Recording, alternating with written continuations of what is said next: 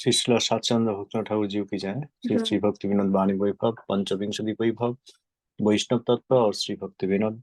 हम लोग question number 7 तक पढ़ते हैं, वहीं से फिर 7 रिपीट करेंगे। प्रश्न, मध्यम वैष्णवगणের स्वरूप की? उत्तर, मध्यम वैष्णवगण उत्तम वैष्णवेर अनुगत एवं कनिष्ठ वैष्णवेर उपकारक।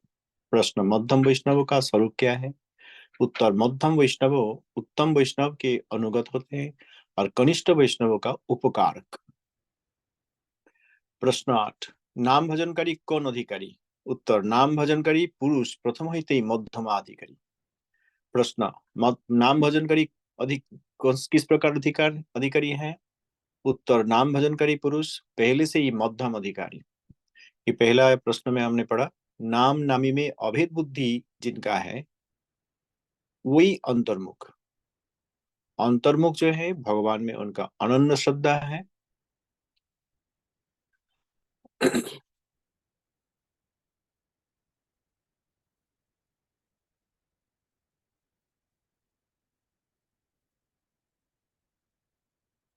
इसलिए मध्यम अधिकारी से ही नाम भजनकारी शुरू होते हैं, मध्यम अधिकारी से, क्योंकि कनिष्ठ अधिकारी नाम भजन तक आए नहीं है अभी। प्रश्न 9, কোন ধর্মের পরিমাণের দ্বারা বৈষ্ণবতা নিরূপিত হয়? উত্তর, শ্রীমন মহাপ্রভুর শিক্ষিত ধর্মে দুইটি মাত্র কথা আছে, অর্থাৎ নামে রুচি ও জীবে দয়া। এই ধর্ম যাহার যে পরিমাণে থাকে তিনি ততই বৈষ্ণব। অন্য সদ্গুণ লাভের চেষ্টার প্রয়োজন নেই। ভক্তজনের সকল গুণই আপনি উদিত হয়। प्रश्न, कौन सा धर्म के परिवार के द्वारा वैष्णवता निरूपित होते हैं? कौन सा धर्म को हम मेजर करेंगे, कौन सा धर्म को देखेंगे? धर्म का परिमाण, कौन धर्म का परिमाण देखेंगे जिस परिमाण के द्वारा हमें वैष्णवता हम निरूपण कर सकेंगे? उत्तर, श्रीमन महाप्रभु जी का शिक्षा में शिक्षित जो धर्म है वहां पे दो ही कथा है, एक नाम में रुचि और दूसरा जीवों के प्रति दया। ये धर्म जिनका जितने परिमाण में है उन्होंने उतना ही वैष्णव। जिनका जितना नाम, जार जो तो नामे रुचि सेतु तो वैष्णव। जिनका नाम में जितना ज्यादा रुचि है उनका वैष्णवता उतना ही अधिक। और नामे रुचि से जीवे दया। बाकी सद्गुण लाभ की प्रचेष्टा की कोई जरूरत नहीं है। भक्तों का सभी गुण अपनी उदित होते हैं। केवल नामे रुचि जीवे दया, यही दोनों धर्म, यही हम करेंगे तो बाकी जो गुण आदि जरूरत है वो अपने आप आ जाएंगे। वैष्णव का जो 26 गुण है वो अपने आप आ जाएंगे। प्रश्न, কোন সময় পুরুষ বৈষ্ণব পদবাচ্য হন? উত্তর, বৈষ্ণব কৃপায় যখন কনিষ্ঠত্ব লোপ হইয়া মধ্যমাধিকার উদয় হইতে থাকে তখনই তিনি বৈষ্ণব পদবাচ্য হন এবং জীবে দয়া তাহার হৃদয়ে উদিত হয়। प्रश्न, कब पुरुषों का वैष्णव, कब कोई आत्मा, कोई पुरुष वैष्णव पदवाच्य हो सकते हैं? उत्तर, वैष्णव कृपा में जब कनिष्ठत्व लोप होता है, पहले कनिष्ठ वैष्णव, उसके बाद मध्यम वैष्णव, उसके बाद उत्तम वैष्णव। तो कनिष्ठत्व तथा प्राकृत वैष्णव और वैष्णव प्राय, ये कनिष्ठत्व जब लोप पाता है तो क्या होता है? तो मध्यम अधिकार उदित होता है। तो मध्यम अधिकारी जब होते हैं तब उन्होंने वैष्णव पदवाच्य, कनिष्ठ वैष्णव को वैष्णव प्राय कहते हैं, इसलिए वो वैष्णव पदवाच्य पूर्ण रूप में नहीं है। वैष्णव पदवाच्य मध्यम अधिकार लाभ करने के बाद, मध्यम अधिकारी जब होते हैं तब वैष्णव पदवाच्य होते हैं और जीव के प्रति दया हृदय में उदित होता है। दिखाने वाला जीव दया नहीं, दिखाने वाला प्रचार, तथाकथित प्रचार जो अपप्रचार का शामिल है आजकल, को नहीं। नाम में रुचि होंगे तो जीव के प्रति दया भी हृदय में उदित होंगे। कभी जीवे दया हुई भी उदय, कीर्तन है ना, कभी जीवे दया हुई भी उदय, निज सुख भूली सुदीन हृदय। प्रश्न, वैष्णवता की तारतम्य निरूपण का एकमात्र माप, वैष्णवतार तारतम्य निरूपणের একমাত্র মাপকাঠি কি? উত্তর, গৃহত্যাগী বৈষ্ণবগণ মনে না করেন যে তাহারা গৃহস্থ বৈষ্ণব অপেক্ষা সম্মানে শ্রেষ্ঠ। বৈষ্ণব সম্মানের যে তারতম্য আছে তাহা কেবল উত্তম বৈষ্ণব ও মধ্যম বৈষ্ণব ভেদে, ইহা জানা উচিত। গৃহস্থের মধ্যে উত্তম ও মধ্যম উভয়বিধ বৈষ্ণবী দৃষ্ট হয়, গৃহত্যাগীর মধ্যেও তদ্রূপ। গৃহত্যাগী বৈষ্ণবদিগের মাহাত্ম্য এই যে তাহারা স্ত্রী সঙ্গ ও অর্থলালসা পরিত্যাগ পূর্বক অনেক প্রকার শারীরিক সুখ ছাড়িয়াছেন। গৃহস্থ বৈষ্ণবের বিশেষ মাহাত্ম্য আছে। অনেক কায় ক্লেশে অর্থ সঞ্চয় করিয়া কৃষ্ণ সেবা পূর্বক গৃহস্থ ও গৃহত্যাগী উভয়বিধ বৈষ্ণবের সেবা করিয়া থাকেন। বস্তুত বৈষ্ণব গৃহস্থ হন বা গৃহত্যাগী হন, ভক্তি সমৃদ্ধি তাহার সমস্ত সম্মানের কারণ। যাহার যতদূর ভক্তি সম্পত্তি হইয়াছে তাহাকে ততই বৈষ্ণব বলিয়া সম্মান করিতে হয়। অন্য কোনো কারণে বৈষ্ণবতার তারতম্য নাই। এই কথাটা আমরা আজকাল ভুলতেই বসেছি, একদম শুনি নাই কোনোদিন। আজকের জগৎ শোনে নাই এবং সেই জন্য জানে না। আর যারা হয়তো শোনার সৌভাগ্য হয়েছে, ব্যবহারে এটা দেখা যায় না। प्रश्न, वैष्णवता की तारतम्य निरूपण का एकमात्र जो स्टैंडर्ड है वो क्या है? उत्तर, गृहत्यागी वैष्णव ऐसा ना चिंता करे कि उन्होंने गृहस्थ वैष्णव से सम्मान में अधिक श्रेष्ठ है।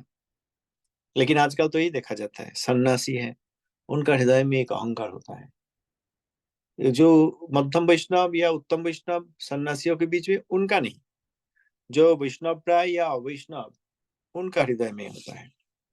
वो चिंता करते हैं हम लोग गृहत्यागी है, हम लोग सन्यासी है। और गृह में यहाँ पे देखिए, वैष्णव सम्मान का जो तारतम्य है वो केवल उत्तम वैष्णव और मध्यम वैष्णव का भेद के कारण। उत्तम वैष्णव उनका अधिक सम्मान, सर्वश्रेष्ठ सम्मान, और मध्यम वैष्णव मध्यम और उत्तम का भेद में सम्मान।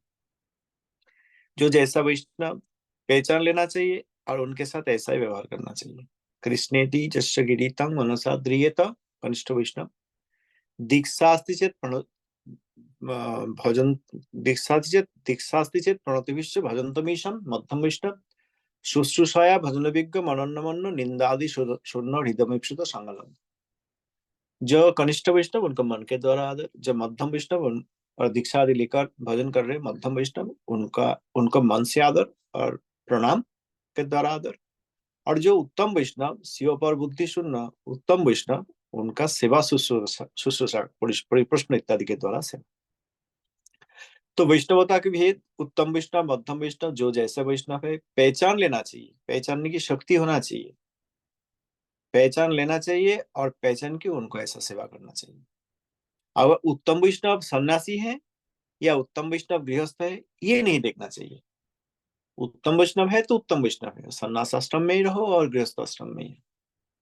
मध्यम वैष्णव है, वो सन्यासी भी हो सकता है और गृहस्थ भी हो सकता है। ये मध्यम वैष्णव हो तो उनको समान सम्मान करना चाहिए। एक सन्यासी मध्यम वैष्णव और गृहस्थ मध्यम वैष्णव समान रूप में सम्मानीय, क्योंकि मध्यम वैष्णव है। एक सन्यासी उत्तम वैष्णव और गृह में अवस्थित उत्तम वैष्णव उनका भी सम्मान समान होना चाहिए। गृहत्यागी का क्या विशेषता है, यहाँ पे ठाकुर महाराज ने कहा गृहत्यागियों के बीच में भी उसी प्रकार गृहत्यागी वैष्णवों का महात्मा यही है कि उन्होंने स्त्री संग और अर्थ लालसा परित्याग पूर्वक अनेक प्रकार शारीरिक सुख त्याग किए हैं। स्त्री संग नहीं करते हैं, अर्थ लालसा नहीं है, बहुत प्रकार शारीरिक सुख भी त्याग किए हैं। और गृहस्थ वैष्णव का विशेष महात्मा क्या है, बहुत काय क्लेश में कष्ट करके अर्थ संचय करके कृष्ण सेवा करने के बाद गृह में जो मध्यम वैष्णव है या गृह में जो उत्तम वैष्णव है या गृह त्यागी जो मध्यम वैष्णव है और गृह त्यागी जो उत्तम वैष्णव है, ये उभय विध मध्यम और उत्तम गृह में या गृह त्यागी उभय विध वैष्णव का सेवा करते हैं। कृष्ण सेवा करने के बाद कृष्ण सेवा पूर्वक गृहस्थ गृह त्यागी उभय विध वैष्णव का सेवा करते हैं। वस्तुतः वैष्णव गृहस्थ हो या गृह त्यागी ही हो, भक्ति समृद्धि ही उनका समस्त सम्मान के कारण। कोई सन्यासी इसीलिए हम सम्मान नहीं करेंगे, उन्होंने अगर मध्यम वैष्णव होंगे तो प्रणाम आदि द्वारा अभिवादन करेंगे, उत्तम वैष्णव होंगे तो सेवा शुश्रूषा परिप्रश्न आदि करेंगे। कोई गृह में भी होंगे अगर मध्यम वैष्णव हो उनको भी प्रणाम के द्वारा सम्मान करना चाहिए। मध्यम वैष्णव बहुत ही विरल होते हैं, उत्तम वैष्णव तो विरल से विरल, रेयरेस्ट अमंग द रेयर। गृह में कोई उत्तम वैष्णव हो उनको भी मन से आदर प्रणति द्वारा अभिवादन और सेवा शुश्रूषा परिप्रश्न आदि करना चाहिए। गृहस्थ गृह में है इसीलिए उत्तम वैष्णव होने पर भी हम सम्मान नहीं करेंगे तो महावैष्णव अपराध हो जाएंगे। पहला बात है हम लोग तो वैष्णव पहचान ही नहीं सकते। कली का अवतार वैष्णव ग्रुप, वैष्णव विरोधी, अपराधी, गौर सुंदर के चरण में अपराधी, नित्यानंद प्रभु के चरण में अपराधी, अद्वैताचार्य गदाधर पंडित श्रीवास ठाकुर के चरण में अपराधी, महा वैष्णवों के चरण में अपराधी, गुरु वर्ग के चरण में अपराधी, गुरु त्यागी, इसी लोगों को हम सन्यासी देख के भी प्रणाम करते हैं। ये हमारा आंखें नहीं है देखने के लिए, समझने के लिए कि ये वैष्णव है कि नहीं है। जिनका भक्ति जहां तक है, जितना अधिक है, उनका उन्होंने उतना ज्यादा वैष्णवता है उनका। इसी प्रकार जानते हुए सम्मान करना चाहिए। कोई दूसरा कारण में वैष्णव का तारतम्य नहीं करना चाहिए। ठीक, उत्तम वैष्णव हो तो क्या है, लेकिन गृहस्थ में है तो सम्मान कैसे करेंगे? कोई सन्यासी चिंता कर सकते हैं तो मैं सन्यासी हूँ, उन्होंने उत्तम वैष्णव है लेकिन गृह में है, हम सम्मान नहीं करेंगे, महाअपराधी हो जाएंगे। आजकल देखा जाता है। मैं एग्जाम्पल देता हूँ, पर्सनल डायरेक्ट हमारा एक्सपीरियंस है। मैं देखा, एक बार नहीं बार बार देखा उनका आचरण में। ऐसे देखा जाएगा वो महासन्यासी नाटक करके करके भगवत कथा परिवेशन करने की कोशिश कर रहे हैं, और बीच बीच में अपना क्वालिटी कहने से चलेंगे। मैंने बहुत पढ़ाई किया, ये किया, मतलब मैं बहुत संस्कृत का बड़ा पंडित हूँ। हाँ, उनको ये पता नहीं था, मैंने यहाँ पे ले जाके उनको ये सिखाया। हाँ, ऐसा देखा मैंने। अच्छा, और जब एक महावैष्णव गृहस्थ है, उनके प्रति कैसे अवमानना किया, उनको समझ में नहीं आया कि अपराध हो रहा है। उन्होंने चिंता कर रहे हैं हम शास्त्र के अनुसार उनका व्यवहार, उनके प्रति व्यवहार कर रहे हैं। वो उसको शास्त्र ही नहीं पता। संस्कृत का पंडित हो तो क्या है, उसको श्याल पंडित का कोई मूल्य नहीं है यहाँ पे। They are called fox Pandit. The fox in the forest also claim that they are pandit among the other animals. Similarly, ये सब सन्यासी का कोई मूल्य नहीं है। हाँ, ये वैष्णवता की बौ नहीं जानते। और वैष्णव गृह में हो, अरे मध्यम वैष्णव हो विरल। मध्यम वैष्णव जगत में विरल। मध्यम वैष्णव को पृथ्वी देवी बहुत सम्मान करती है। और उत्तम वैष्णव तो बात ही नहीं है, विरल से विरल, विरल से विरलतम। तो इसी प्रकार वैष्णव केवल गृह में है, इसलिए वो पहचान नहीं पाते हैं, क्योंकि खुद ही का कोई वैष्णवता नहीं है। ये सब श्याल पंडित का कोई मूल्य नहीं है। अगर आप कोई चाहेंगे, मैं पर्सनल एक्सपीरियंस से बता सकता हूँ। अभी अभी कहने की जरूरत नहीं है, लेकिन मैंने देखा अपराध के बाद अपराध किया है। गृह में है इसलिए उत्तम वैष्णव के प्रति कितना बड़ा अपराध के आचरण किया।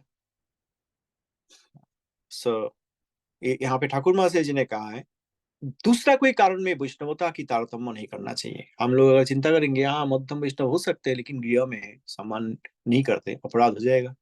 उत्तम वैष्णव है जो मिलता ही नहीं जगत में, गृह में रहते हुए है। कोई उत्तम वैष्णव गृह में रहते हैं तो उनका सम्मान कम करेंगे, क्योंकि वो गृह में रहते हैं। ये ठाकुर महाशय जी का शिक्षा का विरोध हो जाएगा।